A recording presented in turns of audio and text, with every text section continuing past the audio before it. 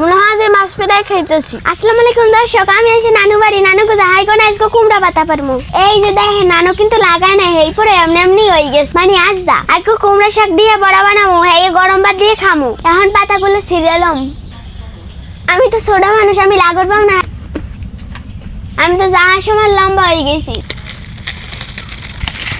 এই যে একটা ছিঁড়ছেন, এইরকম 5-6টা ছিঁড়লাম। এই পাতা কিন্তু একটু আলাল আছে, যারা ছিঁড়বেন একটু আস্তে ছিঁড়বেন। এই না বাবা ধরো। আমার নানু যাহাও দেশে সেটা একসের কষ্ট হয়। পাতা ছিঁড়ে লাইছে, আমি একটু ধুয়ে লমো। হয়ে গেছে। এই যে দেখেন মুসুরি ডাল 15 মিনিট ভিজেই রাখছি, নানু এখন বাটতে দেবে। নানু ডালটা বাটতে দিয়েছে, আর ডালের লগে সব মশলা মিলাই লমো। পেঁয়াজ, মরিচের গুঁড়া, লবণ। এখন সবগুলো মাটতে লমো। কুমড়া পাতার বড়া সেই মজা হইবে গরম ভাত দেয়া।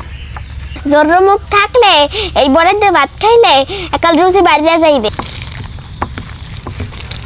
ডালগুলো মাখা শেষ, এখন পাতার লগে মিশাই লমো। সুন্দর করে মাখ কেনে তৈবে, হাড়া পাতায় পাতলা পাতলা করে দিতে হইবে।